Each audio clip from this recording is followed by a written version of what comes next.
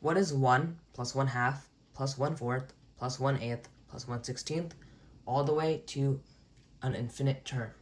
Well, we can take the geometric formula and manipulate it.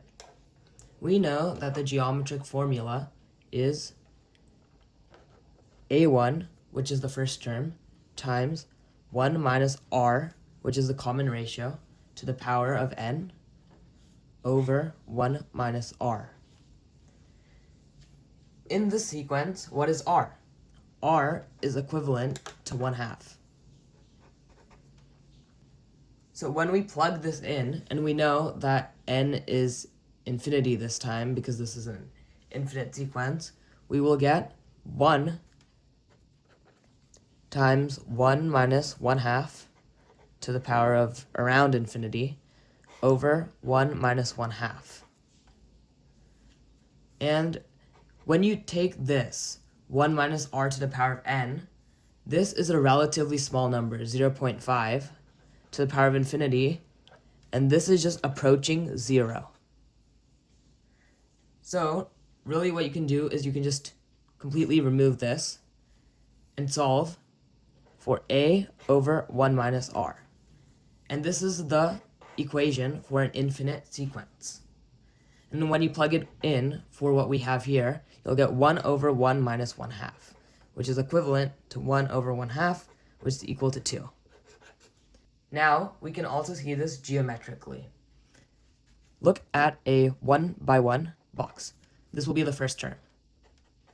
Then we can have another 1 by 1 box right next to it. So that means the length is 2 and the height is 1. So next term is 1/2, which will cover this part. The next term is 1/4, which will cover this part. Eventually, when you color in all of the parts we have done so far, and you keep going to 1/8 and 1/16, you can see the only part left is this part over here, the black part. And as we keep going, we're going to see we're just filling in that black section. So the total is going to be the area of this 1 by 2 rectangle, and the area is 2. So this shows that the area is the same as what we get from using the infinite sequence. Now, what if I ask you another question? What if r is equal to 2? Then, when we plug it in, so we'll get 1 plus 2 plus 4, like that, that will be 1 over 1 minus 2, which is just equal to 1 over -1, which is equal to -1. Is this really possible, though? What do you think will happen when 1 plus 2 plus 4 is being added on? Eventually, it will reach infinity. So this tells us that for the infinite sequence, the absolute value of r has to be less than 1. It cannot be greater than 1, otherwise it'll approach infinity.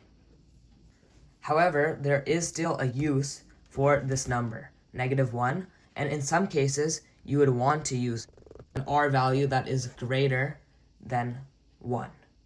Why do you think this would be useful? Stay tuned to find out. Be creative.